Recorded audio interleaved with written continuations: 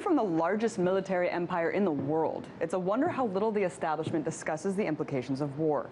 The downtrodden economy has taken center stage, and the discussion of U.S. foreign policy has waned into a mere afterthought.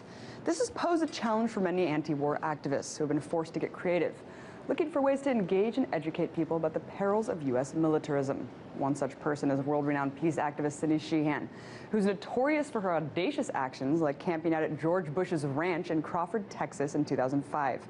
Now, Cindy is taking her activism on the road with a new proposal called Tour de Peace, cross-country bike tour starting on April 4th in Vacaville, California, and ending July 3rd right here in Washington, D.C. So to talk about this ambitious initiative and what it hopes to achieve, I'm joined by my friend, Cindy Sheehan, anti-war activist, former vice presidential candidate for the Peace and Freedom Party, and author of Peace Mom, A Mother's Journey Through Heartache to Activism. Cindy, thanks so much for coming on.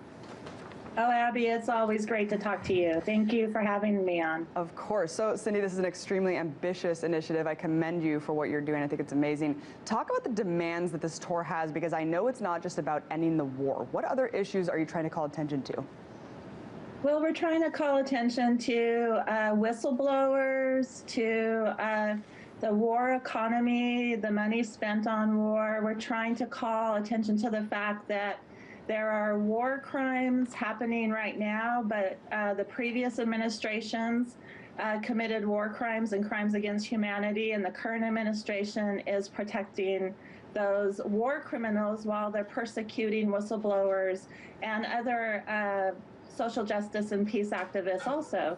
And so, you know, I'm upset with Obama, I'm upset with the empire as usual, but I'm more frustrated with the movement, or the lack of movement in the movement. And so DC is an important place, but we want to organize across the country. We want to rally people together to say that these wars are still happening.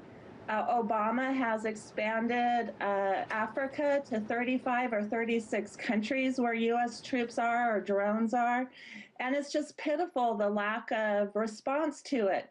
We have been organizing Tour de Peace now for several weeks. We have a couple dozen people who are committed to helping us across the country, but you can be assured if it were Romney as president, McCain or Bush, we'd have a couple thousand people committed to it. So it's very frustrating that so many people have situational principles. Is they're against these things when a Republican is in office, but not so much when a Democrat is in office.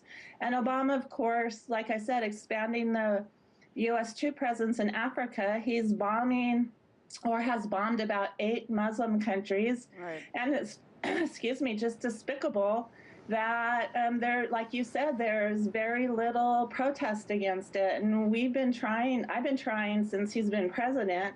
And I'm hoping that more people will become involved and get excited about this trip, because it's wrong no matter who's president.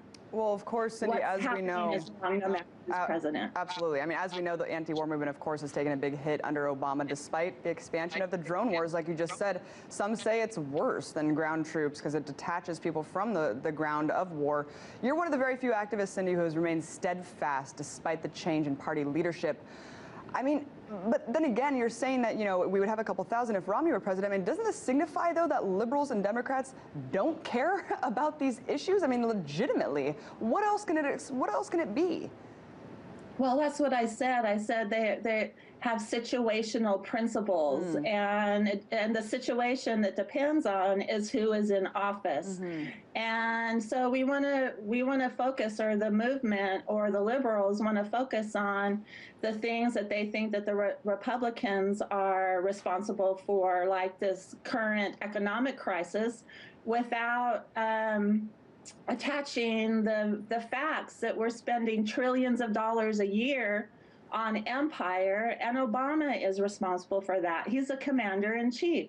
So, you know, it's just, And then the environmental movement is not talking about how, and we're very pro environment on this tour too. We're taking bicycles instead of what I call dynomobiles. And so the establishment environmental movement isn't talking about the military industrial complex that sucks up more oil and fuel than any other institution in the world and pollutes everywhere it goes with depleted uranium, with all kinds of toxins. So, you know, there's a lot of issues we're addressing on the tour. Absolutely. Of course, it's all connected, which is really so infuriating when people don't see the connection with the economy, the environment, everything with the military. I wanted to quickly look at a map right now of all the cities that are firm so far. I know that there might be some added on the tour. We're looking at that right now, Cindy. What are your plans for each city here? Grassroots efforting initiatives here, speaking, talk about that. Well, the part that you have on is the first part of the tour that's taking Route 66, which is also called the Mother Road, which I think is very significant because women and mothers are the ones that suffer the most, I think, because of these wars for empire.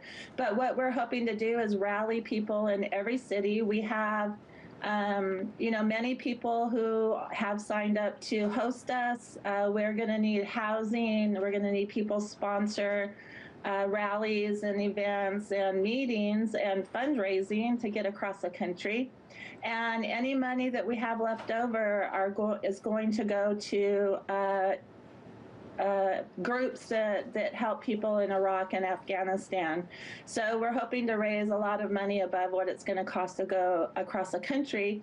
And then the second part goes from Chicago to Washington, D.C., and our full route is published at our website, Tour de Peace. So if you're on our route or if you're a little bit off our route, we don't mind going off the route a little bit. Get a hold of us at tourdepeace.org and volunteer to organize in your community, because we just really want to. In 2005, when I camped out in George Bush's front yard, the anti-war movement was very demoralized, very discouraged, and it rallied people. And we're hoping that this is going to rally people across the country. And we're going through the heart of America. We're not, you know, we're not skipping the flyover zone where most activism happens on the coast, because the coasts are, you know, more progressive, but we're going through the heart of America. And we have a nonpartisan tour. We're not blaming the Republicans. We're not blaming the Democrats. We're blaming the system. And it's going to take everybody, no matter, you know, what your political identification is, to change things for the better. Well, thank you so much, Cindy. Tour de Peace. Everyone check it out. I'm really looking forward to this happening. Let's definitely touch base with you when you get here, your end goal, Washington, D.C. I'm really looking forward to that. Cindy Sheehan, always awesome to have you on. Thank you, Abby, and see you in D.C.